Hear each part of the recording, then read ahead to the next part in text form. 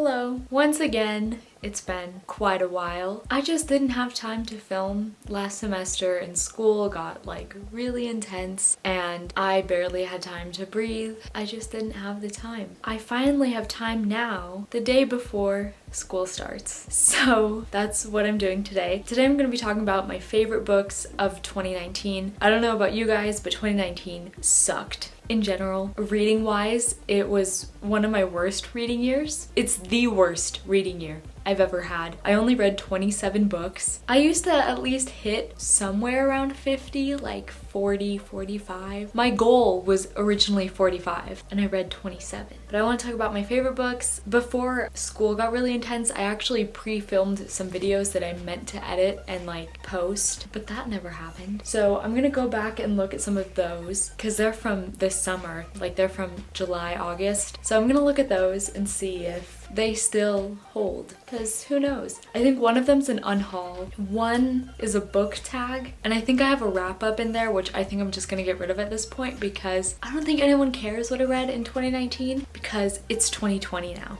right? New year, new me, new reading list, all that. Without further ado, I think I'm just gonna get into my favorites. So this year I actually only have 4 favorites. 2019 was not a good reading year. And then I have 5 honorable mentions. I'm gonna quickly mention the honorable mentions, just kind of throw them up here and be like, I liked this one, and then get rid of them. And then we'll get into the favorites. So first on my honorable mentions list should not be a surprise to anyone. I've been talking about this series for like the past 2 years now. And that is Paper Girls volumes 4 and 5. Looking back at my Goodreads reviews for both of these editions, I gave both of them the same rating. So I'm just gonna put them both on the same spot. The next book on my honorables? The next book on my honorable mentions list is Crank by Ellen Hopkins. This is about a girl who suddenly becomes addicted to crank, and it's told in verse. And it was a really interesting read because I've never read anything quite like this before. As you can see, it looks really big, but it's told in like verse and stuff. I picked this up in November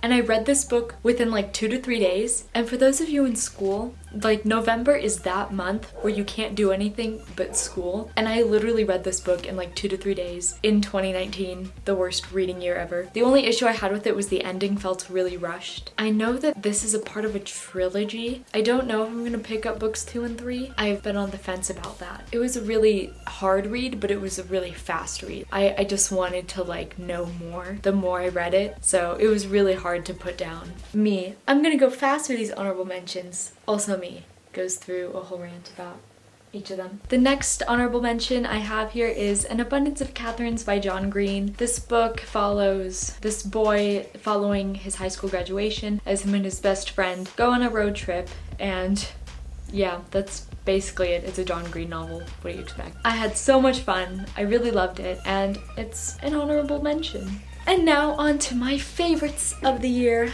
Woohoo! If you're new to my channel, the way I've always done favorites is I've always done them in order of how I've read them throughout the year, because it's usually really hard for me to like stack rank them unless I have one book that's like my absolute die-hard favorite book of the year. This year I didn't have that. I didn't have a book that I loved so tenderly. These 4 books are just the books. I love them all equally, and so I'm just gonna hit them in order of how I read them because that's the easiest way for me to do it. So the first book on this list is The 7 Husbands of Evelyn Hugo by Taylor Jenkins Reid. This book was everyone's favorite book of 2018, so yeah, this is kind of a cliche book to put on my list. I recognize that, okay? Don't call me out. I was genuinely surprised at how much I loved it because this book is so overhyped. Everyone and their mother loves it, and then when I picked it up, I was like, we'll see. And then I ended up loving it as well. Evelyn's story was so entertaining and I loved the old Hollywood setting. It was just so fascinating learning about Evelyn's life. The one thing about this book that I absolutely hated though was Monique. I thought she was whiny. I thought she needed to just build a bridge and get over it because she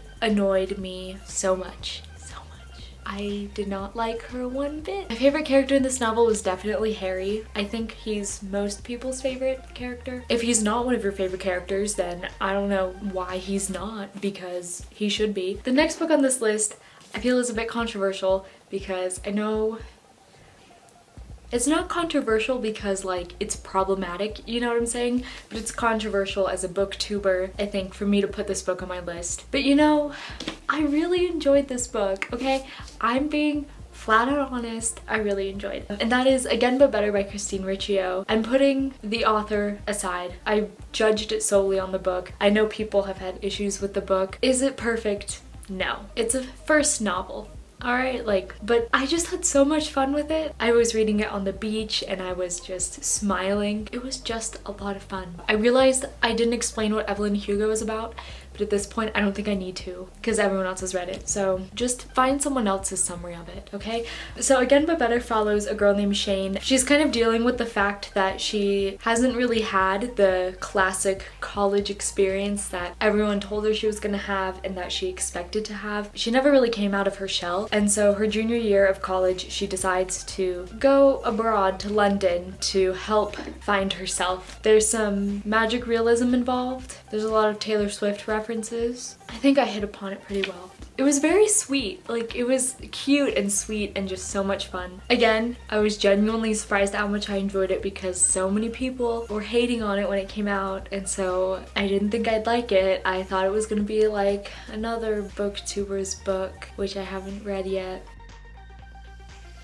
It definitely felt like a rom-com, which is how Christine has been advertising it as. Okay, the next book on my favorites list is The Sun Is Also a Star by Nicola Yoon. So this book follows a girl named Natasha and a boy named Daniel, and Natasha has just discovered that her family is about to be deported within 24 hours, and she's doing everything she can to try and get them to stay. Daniel is a poet and he's on his way to be interviewed by a Yale alumni because his parents really want him to become a doctor, even though that's not what he wants to do. Natasha and Daniel end up bumping into one another. They decide to spend the day together because why not? This book was really well done. It reads really quickly too. I remember I went out of town when I was reading it. I spent the whole day just reading this book. It had potential to be my favorite of the year, but I don't know. This year it was kind of difficult to choose like a favorite. Daniel was an absolute sweetheart. I loved him so much. He quickly became one of my favorite characters of the year.